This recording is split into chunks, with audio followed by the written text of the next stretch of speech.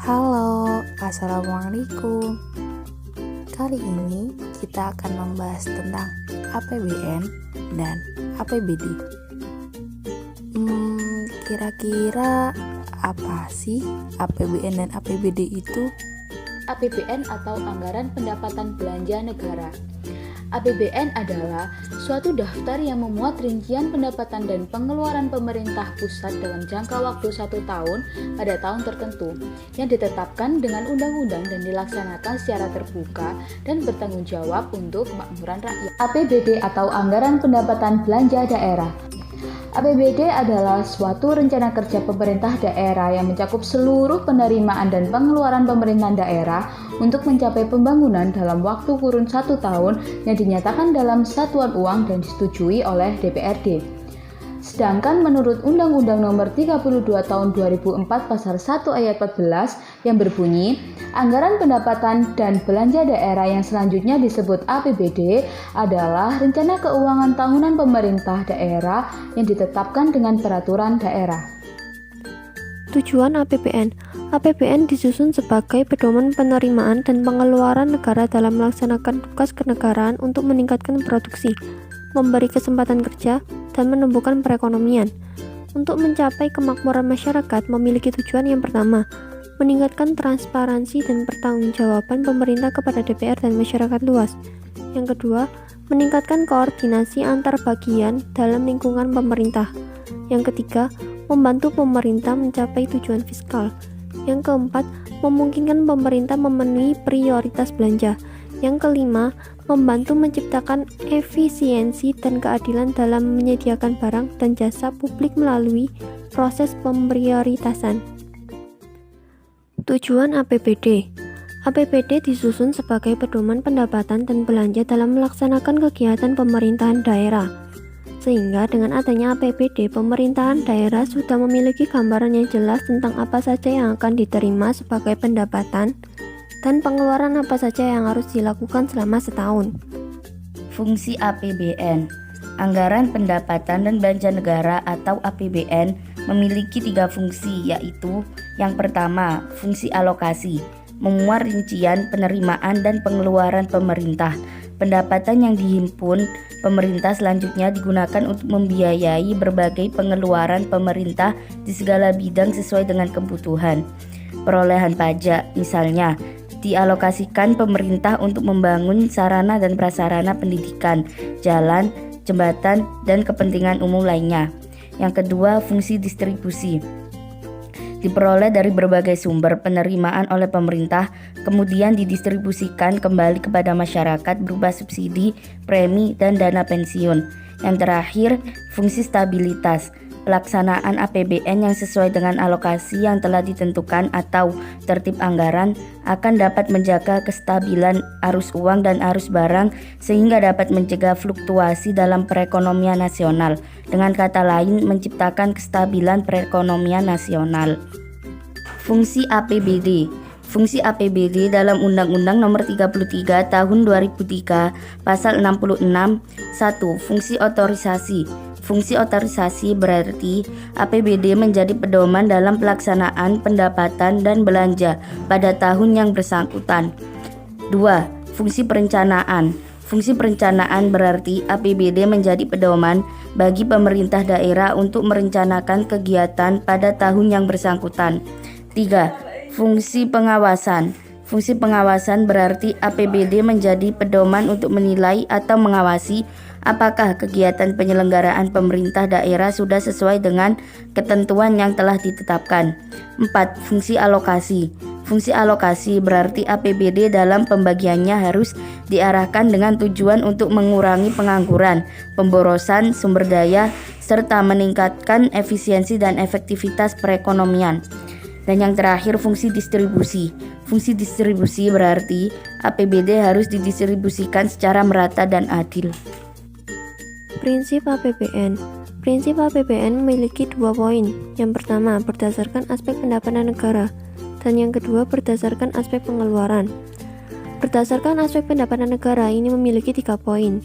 Yang pertama, intensifikasi penerimaan anggaran dalam jumlah dan kecepatan penyetorannya. Yang kedua, intensifikasi penagihan dan pemungutan piutang negara. Yang ketiga, penuntutan ganti rugi atas kerugian yang diderita oleh negara dan penuntutan denda. Berdasarkan aspek pengeluarannya memiliki 3 poin juga. Yang pertama, hemat, efisiensi dan sesuai dengan kebutuhan. Yang kedua, terarah, terkendali, sesuai dengan rencana program atau kegiatan. Yang ketiga, semaksimal mungkin menggunakan hasil produksi dalam negeri dengan memperhatikan kemampuan dan potensial nasional. Komponen APBN. Sumber-sumber anggaran pendapatan belanja negara atau APBN diperoleh dari komponen-komponen sebagai berikut. A. Pendapatan dan hibah. Pendapatan negara merupakan salah satu penambahan kekayaan bersih di dalam sebuah negara. Ada beberapa sumber dari pendapatan negara, yaitu sebagai berikut. 1. Penerimaan dalam negeri. Yang pertama, penerimaan perpajakan. Pajak dalam negeri atau penghasilan migas dan non-migas, pajak pertambahan nilai, pajak bumi, bangunan, bea cukai, dan lainnya. 2. Pajak perdagangan internasional atau bea masuk pajak impor. B. Penerimaan bukan pajak. Yang pertama, penerimaan sumber daya alam atau minyak bumi, gas alam, pertambangan umum, kehutanan, dan perikanan. 2. Bagian laba BUMN. Yang ketiga, penerimaan negara bukan pajak lainnya. B. Pengeluaran seringkali disebut dengan biaya atau belanja akan dikeluarkan oleh negara. Belanja negara adalah pengurangan nilai kekayaan bersih dari suatu negara oleh pemerintah dalam periode tertentu. 1. Pemerintah pusat antara lain: A. Belanja pegawai, B. Belanja barang, C. Belanja modal, D. Belanja bunga dan pinjaman, E. Subsidi atau energi dan non-energi.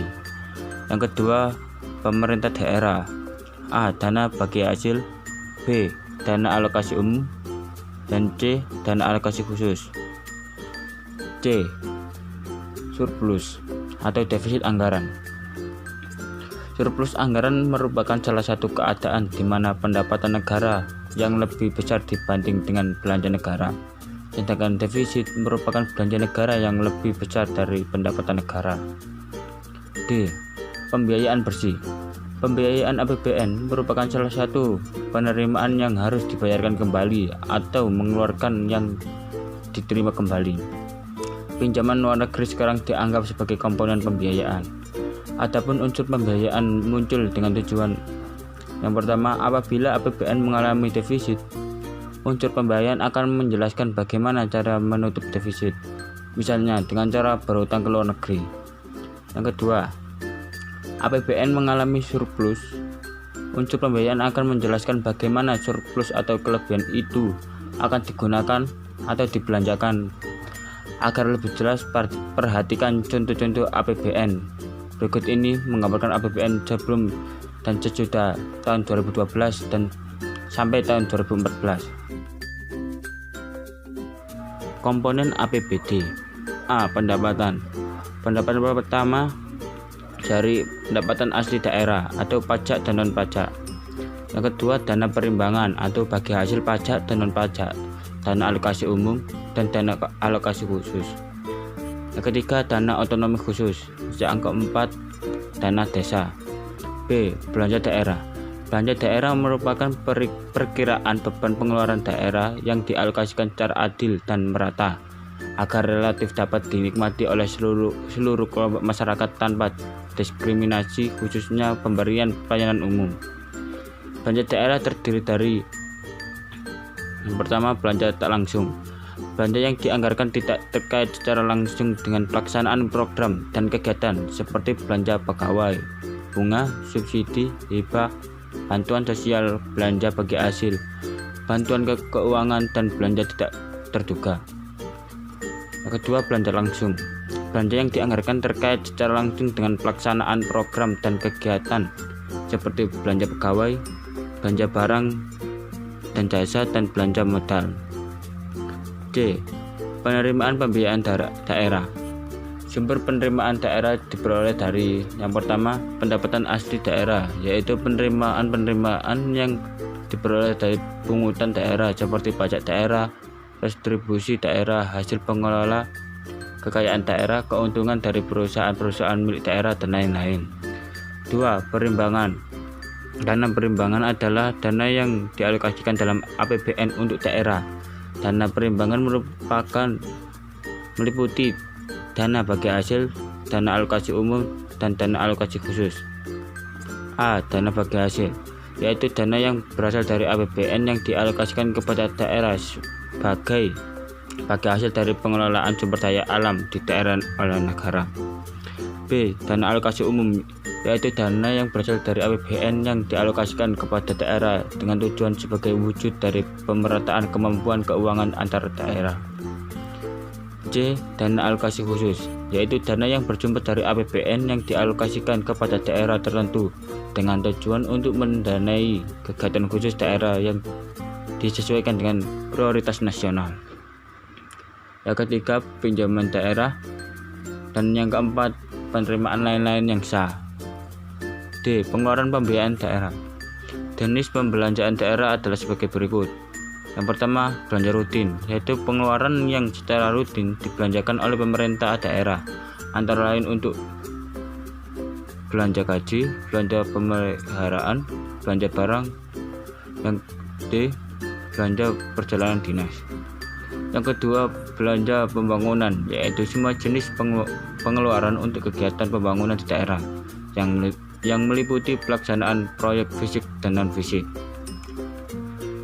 Berikut foto anggaran pendapatan dan belanja daerah 2016 Kabupaten Nias Selatan. Mekanisme penyusunan APBN. Proses penyusunan anggaran pendapatan dan belanja negara atau APBN disusun dengan mekanisme sebagai berikut. Tahap penyusunan RAPBN oleh pemerintah. Pertama, tahap perancangan. Pemerintah menyusun rancangan anggaran pendapatan dan belanja negara atau RAPBN dengan penentuan asumsi dasar APBN, perkiraan penerimaan dan pengeluaran skala prioritas, serta penyusunan latihan anggaran.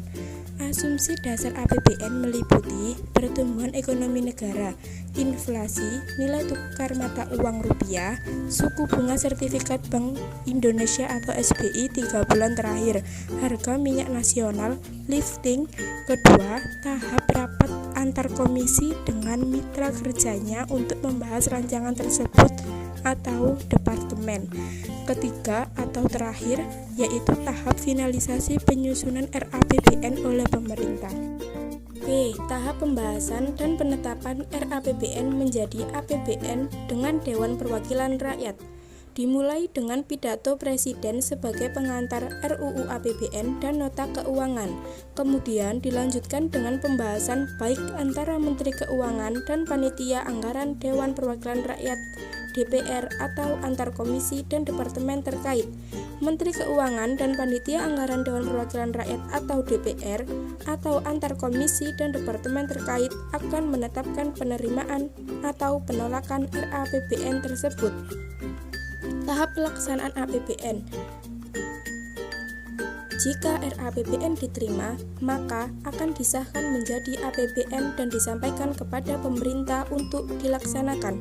Jika RAPBN ditolak, maka pemerintah harus menggunakan APBN sebelumnya. Dalam pelaksanaan APBN, dibuat petunjuk berupa keputusan Presiden sebagai pedoman pelaksanaan APBN. Dalam melaksanakan pembayaran, kepala kantor atau pimpinan proyek di masing-masing kementerian dan lembaga mengajukan surat permintaan pembayaran kepada kantor wilayah perbendaharaan negara atau KPPN.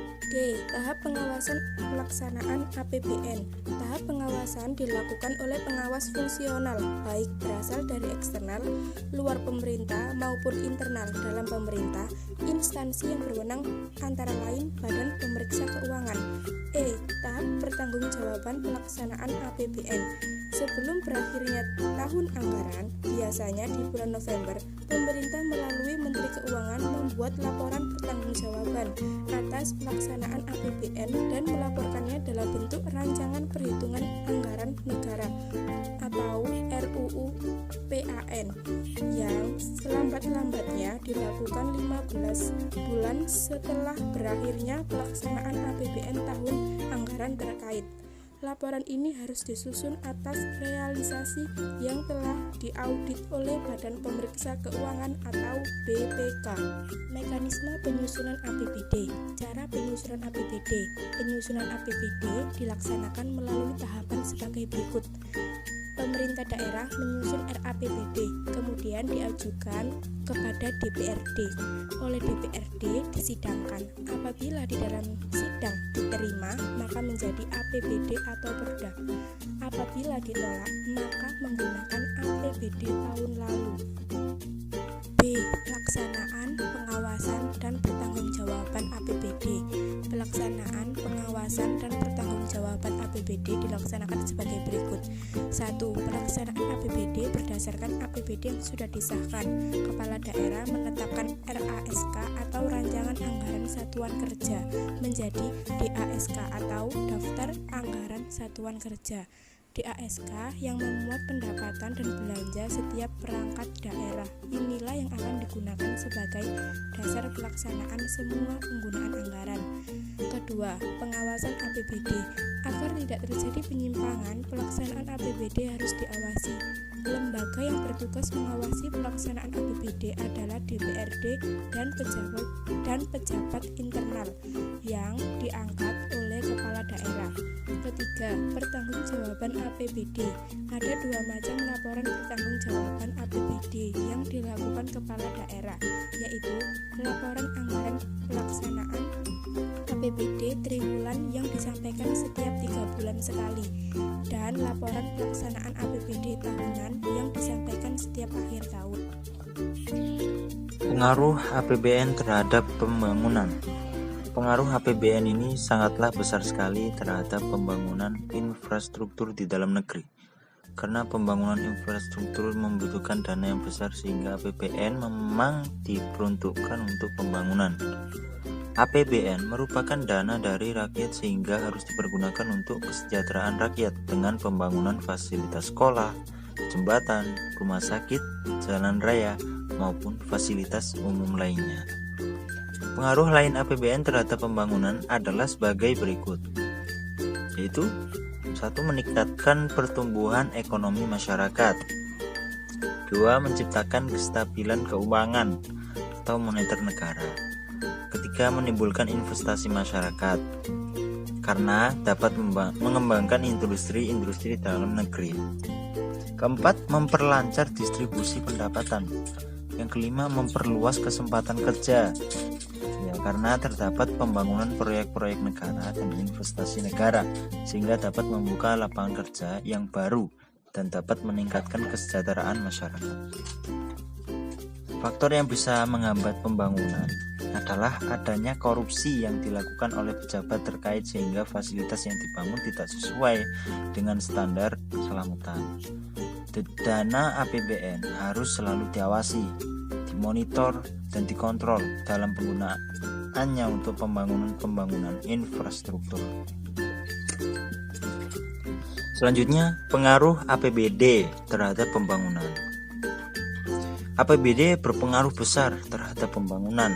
Misalnya di era otonomi daerah, setiap pemerintah daerah di Indonesia pernah berlomba meningkatkan PAD, pendapatan asli daerah, dengan menciptakan atau menaikkan berbagai pungutan pajak, retribusi, dan lain-lain yang berakibat terjadi high cost economy, yaitu ekonomi biaya tinggi. Pengaruh lain APBD terhadap perekonomian adalah sebagai berikut. 1. Memberikan pedoman bagi kegiatan pembangunan ekonomi di daerah. Dengan adanya APBD, pembangunan ekonomi menjadi terarah dan semakin meningkat.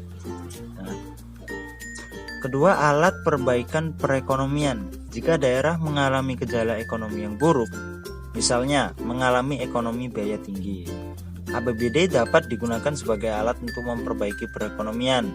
Caranya, pada penyusunan APBD tahun berikutnya, pemerintah daerah harus mengurangi atau bahkan menghapuskan beberapa pungutan yang memberatkan. Terus yang ketiga, perubahan harga di daerah, misalnya dalam rangka meningkatkan PAD. Pemerintah daerah menaikkan tarif beberapa pungutan seperti tarif pendaftaran rumah sakit, tarif pengujian kendaraan bermotor, pajak hotel, pajak hiburan, dan pajak sarang burung walet, dan lain-lain semuanya. Semua kenaikan tarif tersebut tentu akan berpengaruh terhadap harga barang dan jasa. Satu hal yang perlu diingat oleh pemerintah daerah, jangan sampai kenaikan-kenaikan tersebut menimbulkan ekonomi biaya tinggi. Yang keempat, tingkat produktivitas perusahaan. Apabila pemerintah daerah menetapkan peraturan yang menghambat lalu lintas barang dan jasa antar daerah, hal itu akan mempengaruhi produktivitas perusahaan-perusahaan tertentu, seperti perusahaan yang menjual produknya ke daerah lain atau perusahaan yang mendatangkan bahan bakunya dari daerah lain. Yang kelima, tingkat pemerataan distribusi pendapatan. Misalnya di Garut, kita mengenal adanya sarang burung walet yang tentunya membuat kaya para pemiliknya, agar kekayaan mereka tidak bertumpuk dan menimbulkan kecemburuan sosial serta menciptakan ketimpangan distribusi pendapatan. Maka pada APBD dianggarkan pajak sarang burung walet. Pajak yang dikenakan pada pemilik sarang burung walet akan digunakan pemerintah daerah untuk kepentingan masyarakat banyak. Dengan demikian, distribusi pendapatan di masyarakat diharapkan lebih merata. Thanks for watching. Saya Fadila Sarasehan. Saya Alvinur Rosida. Saya Alifatul Mujahadah. Saya Ariska Bariro. Saya Arini Putri Safina. Saya Adam Setiawan. Dan saya Ahmad Warid Asy'ari.